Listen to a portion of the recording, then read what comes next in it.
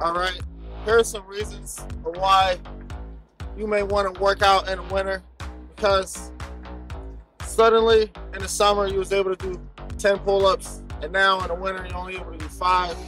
It's just your body doesn't want to work how it usually does, but you can push through that and still become strong and still build muscle.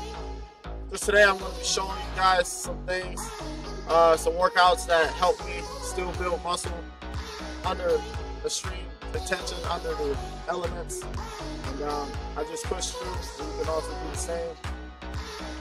We're going to go ahead and jump over to the motivational side of the video, but if you guys would like more content like this, go ahead and check out my channel. I got workouts for beginners, intermediate. If you guys want to learn calisthenics, make sure to hit that subscribe button, also hit that like button.